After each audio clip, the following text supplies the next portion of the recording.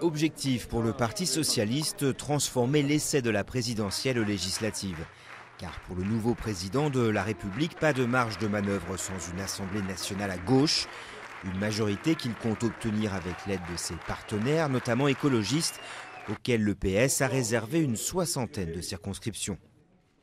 C'est l'avenir du quinquennat qui va se décider le mois prochain. La majorité doit être large, solide et loyale pour soutenir le gouvernement, mais pas seulement, pour prendre des initiatives et pour rehausser le rôle du Parlement avec des institutions qui seront rénovées. La bataille sera menée de front par le Premier ministre Jean-Marc Ayrault et la première secrétaire du PS Martine Aubry. Les socialistes ont dû reconnaître une déconvenue ce vendredi. Toutefois, il n'y aura pas d'accord avec le Front de gauche dans les circonscriptions où la gauche est menacée dès le premier tour.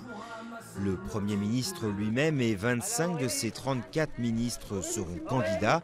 Mais Jean-Marc Ayrault l'a dit, ceux qui seront battus devront quitter le gouvernement. Ceux qui gagneront devront choisir entre le ministère et l'Assemblée. Côté opposition, l'UMP va tenter de sauver les meubles.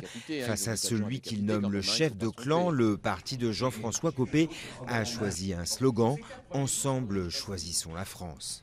Nous avons débattu de ce slogan en partant de l'image assez impressionnante de la Bastille, en fait, où il y avait autant de drapeaux étrangers, et après tous, pourquoi pas, mais surtout aussi peu de drapeaux tricolores. Une UMP menacée sur sa droite par un Front National qui se présente comme la véritable opposition et défendra ses couleurs sous le nom de Rassemblement Bleu Marine.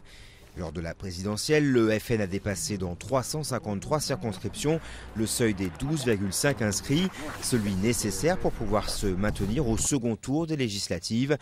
Mais la comparaison s'arrête là, car l'abstention toujours plus élevée pour l'élection des députés change la donne.